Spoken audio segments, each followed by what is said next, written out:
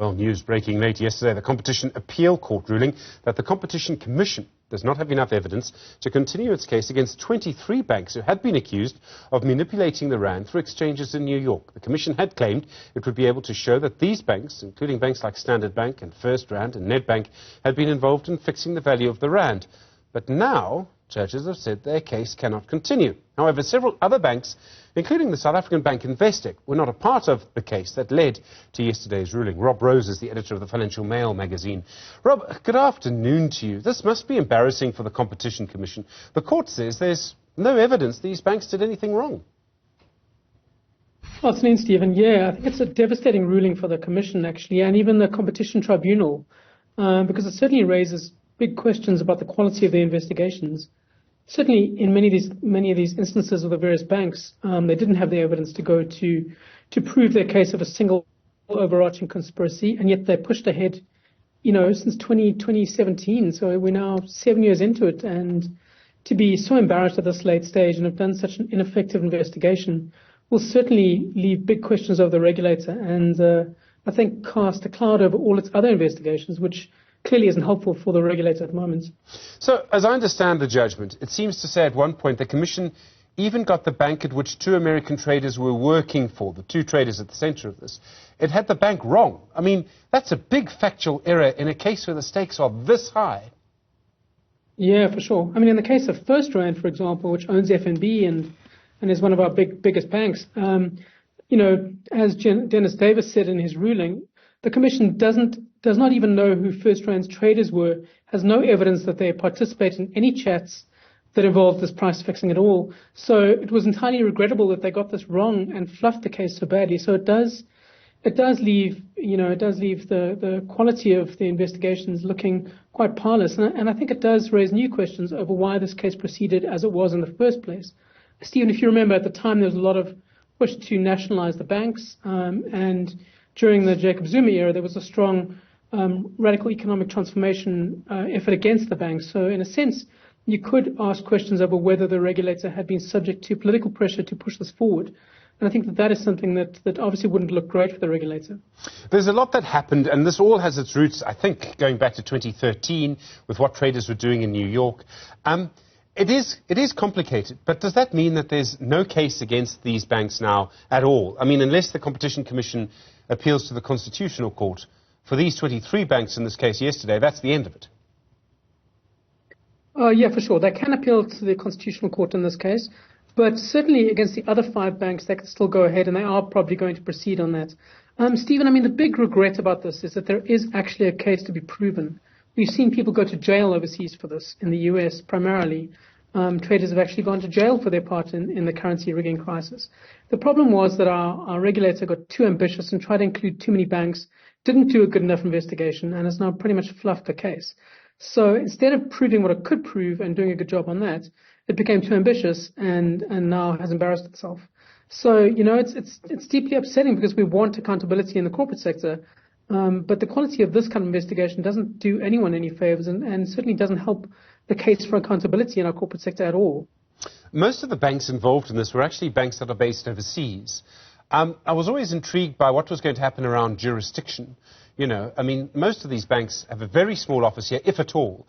Anyone around the world on any open market can trade the rand. You can't stop that. I'm not entirely sure if the Competition Commission was going to have to face that argument next anyway. Yeah, they've certainly faced jurisdiction arguments on two accounts. I mean, certainly it was like you say, whether the banks are in South Africa and whether the activity that actually happened was grounded in South Africa too. And that was certainly a hurdle that it wasn't able to overcome in several of the cases. But equally, there were other problems, like you mentioned, the fact that they got the traders wrong, the fact that they hadn't proved the link of evidence as clearly as they needed to, meant that the entire case stumbled in various ways, including on the jurisdictional elements. So, and I do need to talk particularly, I suppose, about Investec. They're the one local bank that now a case could continue against.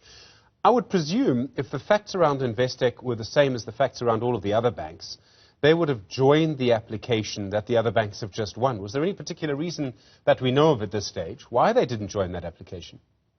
It's weird. It's weird. I mean, they had two really good counsel. Trengrove was acting for them, I think. And I don't know why they didn't do that at the time. I mean, I think that they thought that, this point might not succeed, so they just didn't join it for some reason. And certainly, I think at this point, having read this judgment, they'll be ruling that decision.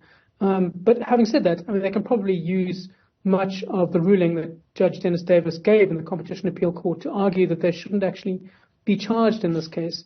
And, perhaps at this point, the Competition Commission will have got such a blood nose from this that they might consider that argument and scale back their ambitions and prove what they can prove. And certainly there was evidence of the other banks, and there is a case to be answered, as the judge said. But, I'm sure Investec wish they'd done that now. We saw last year the Minister in the Presidency, Khumbudzo Mshibeni, making all sorts of claims against the banks around us. She said the private sector, I think the phrase was, undermining government. Now we have this finding, and as you say, there is clearly a case to answer somewhere. Has there been some sort of big misunderstanding about what this was really all about? I mean, some people believe that the rand is weak because of what the banks were doing. Yeah, which is clearly wrong. And there were certainly figures touted by people in the ANC and on the front page of the Star newspaper talking of trillions lost to the rand rigging, which is clearly not true. I mean, in this case, Stephen, it's a massive market, like you mentioned. Traders were doing this for themselves, making small incremental profits to make their bonuses slightly larger. In a market the size of this, I think it's 26 billion rand is traded every day. It's going to make an absolutely zero difference to the value of the rand. So the notion that the rand lost 20% of its value against the dollar is just complete misinformation. And you would think that the Minister in the Presidency would have at least known that or had spoken to her advisors about that before going out and talking about this, because it plays well politically, and I think it's a great populist rallying call, but it's completely nonsensical. I mean, that didn't happen. What it was a group of rogue traders who tried to basically boost their bonuses, to boost their own positions in various banks for their own gain, not for the bank's gain necessarily. The banks would have gained and paid them a bigger bonus on that, but it wasn't some arch plan to undermine the government and make the government look bad. It's a completely nonsensical argument to think that these traders even would have thought of that. Never mind entered into a big conspiracy to undermine the governments. Rob, I'm a journalist, so it's kind of my job to be very cynical about traders and bankers in particular. For sure. Is there any reason to believe that the behavior that we saw that led to this has actually stopped? Yes, you referred to a couple of people who went to jail in the US. Is there any reason to believe it's not happening again now? Stephen, I personally think that this kind of behavior will definitely always happen. There's always been a bit of a laddish culture in the banks and certainly on the trading floors of the big banks. But they do become smarter about how they do this. So this whole particular rand rigging instance emerged from an investigation, I think, in 2011 into fixing the rates in the UK, in which the UK regulators found a whole lot of emails, massive amounts of emails, and looked through it and found these other instances. So what I'm sure is going to happen is that traders will become smarter about how they do it. I think it's like all white-collar crime, Stephen. I mean, there'll be new ways in which people find to get around the law. There'll always be, as Christo Wiese said, there'll always be another Marcus Jooste. They'll just be smart and they'll do it in different ways. So we haven't eradicated crime, and we certainly haven't eradicated crime in the private sector at all. I suppose Marcus Jooste would be in a position to know, wouldn't he? Thank you very much indeed, Christo Wiese. Rob Rose, I really appreciate the time. The editor at Financial Mail.